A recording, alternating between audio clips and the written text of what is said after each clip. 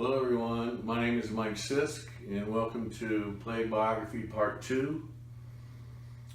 The way I met my interviewee turned out to be kind of dramatic in the end. I frequent a store here in Midtown, and the lady that works at the store, a very nice lady by the name of Sherry, just happened to, in passing, say she was planning a vacation to Mexico with her family. And so I seized the opportunity and asked her if she was a native of Mexico. She said no, but her husband was. Well, at that point, I asked her if maybe he might be interested in helping out this project. And she said, well, she'd ask him. So a few days later, I touched base and we did Play Biography Part 1. And then we scheduled the interview for Part 2. And a few days later, I called her to touch base to make sure we were on track. And she informed me she was at the hospital, that her husband had been seriously injured in a horrific industrial accident and had crushed his arm. And he was at that point right then in surgery, and they were trying to save his arm. And so I thought, oh, that's the end of that. So I'm scrambling, thinking how I can find somebody else to take his place. Well, a few days later, I called to see how he was doing, and she was at the hospital, and she said he came out fine. It was about a 7-hour surgery, and they managed to save his arm. Well, my interviewee said, listen, if he still wants to do this interview, he can come up here to the hospital.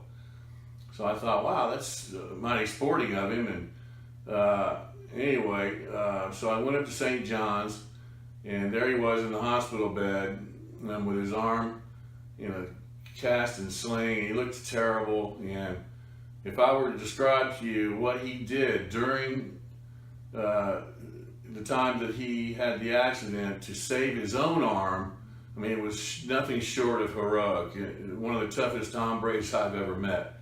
Anyway, let me introduce you to my interviewee. This is Moses A. Baños Duran. He's a native of Mexico. There he is in the hospital. Look at his arm. Oh boy, he was in bad shape. He was born in Pita, Mexico, which is at the southern tip of Mexico, surrounded by jungle and rainforest. Now, it's isolated in the southernmost part of the rainforest of Mexico in the state of Tabasco.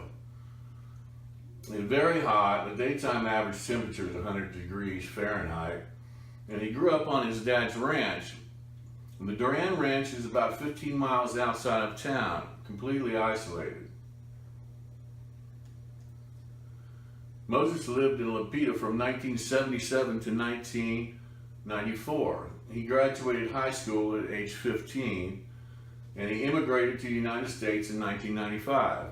He's 41 now and a father of 3, and pretty soon he will partake in the swearing-in process to become a U.S. citizen this year, and that's really great. Now, one of the major political events that has impacted La Pita was the election of the new president, Andres Manuel Lopez Obrador, who is from the state of Tabasco.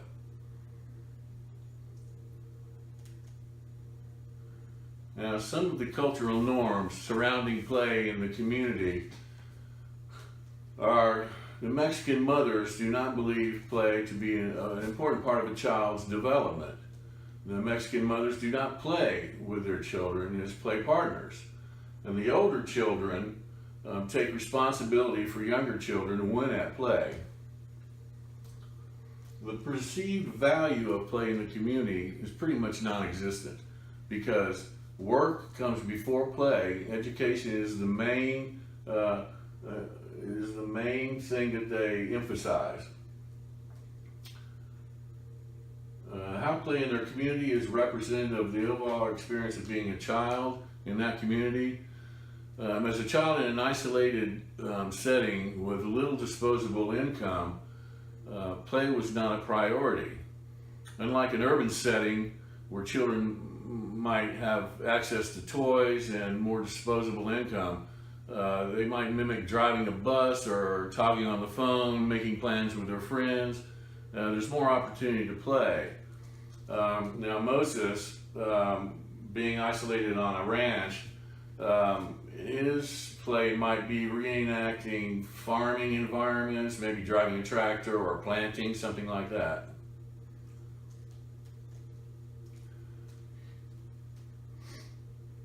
Again, the perceived value of play, education. Play is not a value. And the physical, environmental, and geographic context of plays makes play limited because they're surrounded by a rainforest and there's quite a few dangerous animals.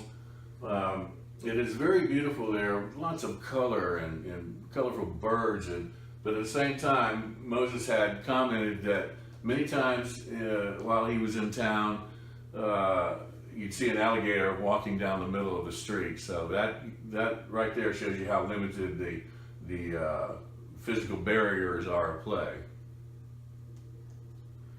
The community experiences are Mass on Sunday, very religious, and the whole community takes part in these experiences. The celebrations enjoyed by the townspeople of Pita are Mass and things like La Dia de los Muertos, which is like our Halloween. And this is the old church that's been in the center of the community forever. And they repaint it so often. It's very beautiful and colorful, you can see. And that's kind of the theme of the town, color. Now, the description of play, who, what, with what, when, and where. Who did they play with? Well, Moses came from a large family. He had 7 other siblings. So there was a lot of siblings to play with. What did they play? A lot of their play was universal, like playing tag or hide and seek. And with what did they play? Well, again, with limited income and no access to manufactured toys or purchased toys, they had to play with whatever they could find around there on the ranch. And when did they play? After school. Of course, again, education was wins over play, and they played in the afternoons, late in the evenings when it wasn't so hot, and just before the evening meal. Where did they play? They played in the confines of the ranch because, again, surrounded by a jungle is a dangerous place for a kid to wander off into. Here's a real-life picture of Moses when he was 8 years old. Look at him. He's pushing a little bicycle tire rim around with a stick. And that just goes to show you he had to be quite inventive at play because they were so poor. There's his little brother in the background waiting his turn. He's got the rim. Cute, huh? The connections to the previous section include it's a very stark play existence and experience. With education being a priority, playtime was limited, and again, they had to use their imagination whenever they played and with whatever they played with. In reflection, you get a different perspective on growing up in a different culture with different values. And this left me with valuable information to apply to future client families and a super appreciation of my own upbringing in a society where play is valued. The connections of 2 applicable theories that I thought were important. One was Freud's theory of personality development in play. Fantasy play helps children deal with society's rules. For instance, mom says you can only have 1 cookie. Well, instead, you go out and you have a tea party where everybody there gets to eat as many cookies they want all day long. And that helps them deal with society's rules and gives them an idea of what they can do and what they can't do. Again, Moses would do the same thing in terms of fantasy play. He might take an old fence post and use it as a sword to kill an alligator because he knows he can't venture off the farm. Again, another theory would be Gregory Bateson's theory of playing fantasy play frames.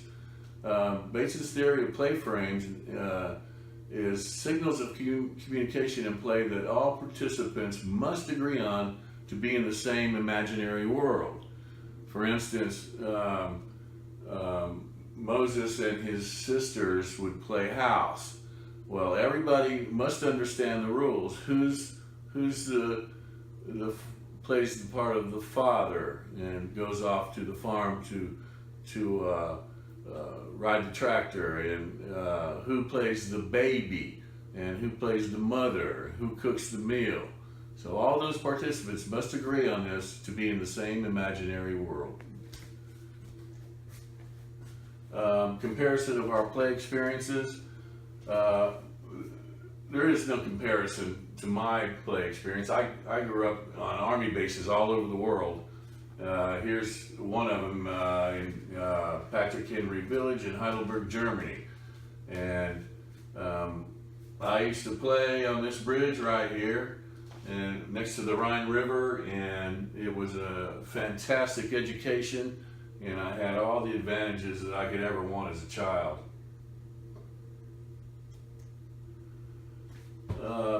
To compare world perspective, I thought that the comparison to Brazilian children who became, because they were so isolated, like Moses' family, that they were enmeshed in the lives of the family unit.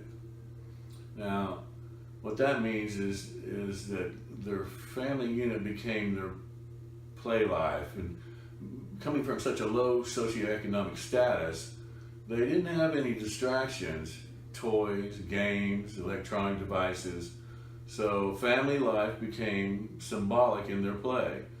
Like Moses, he might mimic activities of life on the ranch by pretending like he's driving a tractor or planting in the garden.